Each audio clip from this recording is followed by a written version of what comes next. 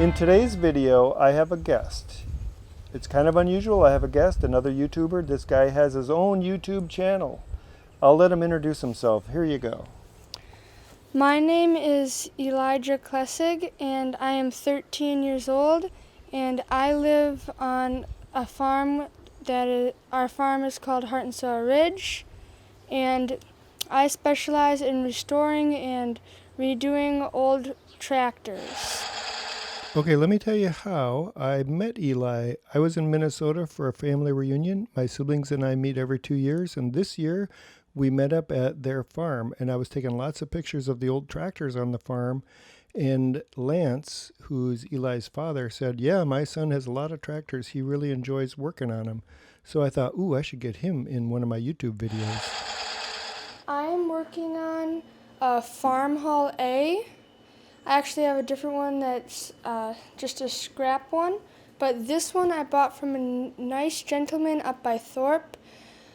We did a video on that, and this one it was all seized up. It had got water down the exhaust, all rusted up. So this one I pulled everything out of the engine and started putting new parts in. So I'm gonna hopefully get this one done soon. What I've done so far on this Farm Hall A is I have completely ripped apart the engine down to the bare block. I found it was pretty rusted up badly, so I'm going to salvage as many of the non-rusted up parts as I can, and then I'm probably going to get it new sleeves in the engine, all new bearings, and probably all new fuel system and plugs, spark plugs. So this is my other Farm Hall A. I got it with a mower on it, and I thought it would be a pretty good deal, but I found out that the previous owners, many people just don't want to mess around with putting antifreeze. They'll fill the radiators and cooling systems with water, and then they will drain them before it freezes. But I always fill them with antifreeze because I don't want to worry about forgetting to drain them, or because if I forget to drain them, they'll freeze and obviously expand and crack the whole cooling system and engine. So this one, that exact thing happened. It cracked the entire engine. This is the rear end and transmission. It cracked the entire engine all the way along it, and the crack was welded on the outside, so I didn't see it, but on the inside, after I took it apart, I found a big, long, jagged crack, and what was happening is water from the cooling system would get into the oil and damage the bearings. There was no way I could fix it.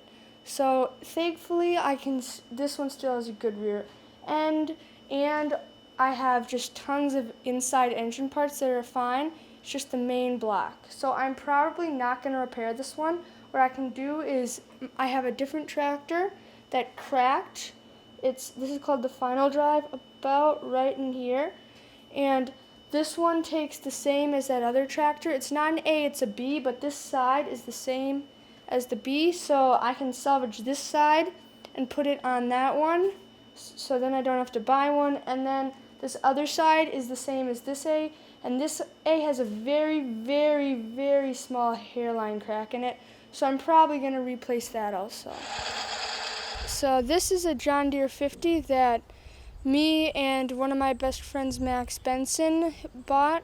We each own half of it, and this one I am in the process of redoing. I'm probably going to give it some new tires because the back tires are pretty worn out, and then it needs a new manifold right here because that one rusted out. It's not stuck, so that's pretty good. Yeah, this one I think might have power steering. It doesn't seem to have any major issues other than this, and it almost started, but it would die because of this, so that's pretty good. And then it's one of the Johnny Popper's little 2-cylinders.